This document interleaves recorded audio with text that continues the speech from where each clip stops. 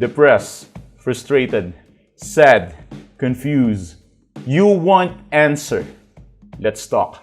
Give me a message sa page ko sa Philippine Dating Coach and you can have one-on-one coaching with Coach Baze, your dating coach. Just please subscribe to my channel and hit the bell button.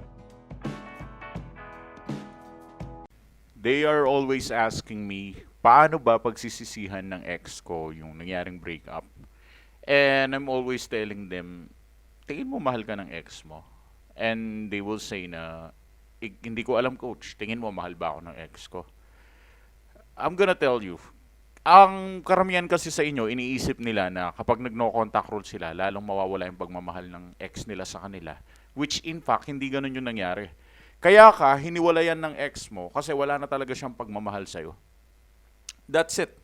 Alam mo kung talagang yung ex mo pinaglalaban ka, gusto ka talaga niyan, hindi ka hiwalayan yan.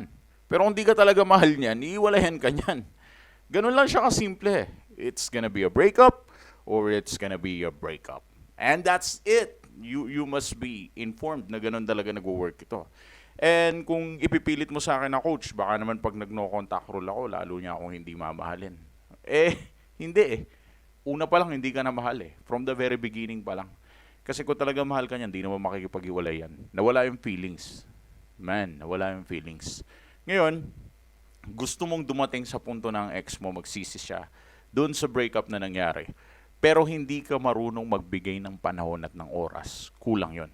Pero syempre, bago ang lahat, I'm gonna tell you guys na please paki-like yung videos na napapanood nyo ngayon kahit isang pasasalamat lang kay Coach Baze. Kahit pa paano, pasalamatan nyo naman ako sa pag-like lang ng video na to. I'm gonna give you a time. Paki-like po yung video ko, please. Napansin ko, yun yung kailangan ng algorithm. Napakalaking suporta pala pag nilalike nyo yung videos namin. And at the same time, subscribe na rin kayo para more videos to come, di ba? And at the same time, if you are going to ask me some couple of questions, pwede kayong dumiretso sa page ko, sa Philippine Dating Coach, at humingi kayo ng advice sa akin doon sa mismo page na yun. So, ganun ko kayo tutulungan. However, right now, we're going to talk about paano ba magsisisi ang ex mo regarding doon sa breakup na nangyari.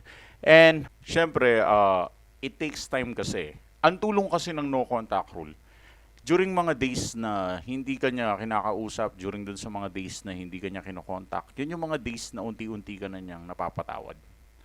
Kasi that would be the time na binibigyan mo siya ng interval or panahon just to forgive you. And you just need to believe me with this matter. Kapag hindi mo siya kinulit, hindi mo siya kinontak-kontak, darating yung time at yung panahon na unti-unti na forgive ka na niya eh. Unti-unti napapatawad ka na niya sa lahat ng mga kasalanang nagawa mo sa kanya. Yeah, it takes time. Kung hindi makuha sa ilang buwan, makukuha yan sa mga ilang panahon. Kasi during those times, lahat ng dark and bad memories during no contact, lahat ng yan nabavanish, lahat ng yan nawawala.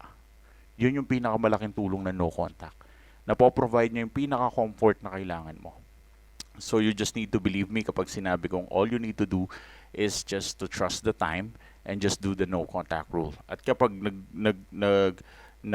nabubura na sa isip niya lahat ng mga kasalanang nagawa mo, and that would be the time, lahat ng mga bad memories niya about sa'yo, nabubura yan during no contact. Parang yung no contact rule, ikumpara mo siya sa eraser, sa blackboard. Kapag ginamit mo chalk, lalong dadami yung mga nakasulat sa blackboard. Pero kapag ginamit mo is eraser, mabubura lahat ng mga nakasulat dun sa blackboard. Same with no contact rule.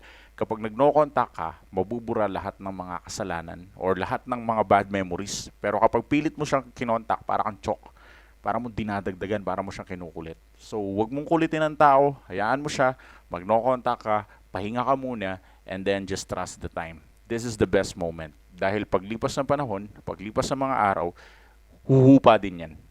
And ang ex mo, magsisisi din yan at babalik din yan sa'yo. All you need to do is just to trust the process and just to believe it. Thanks for watching.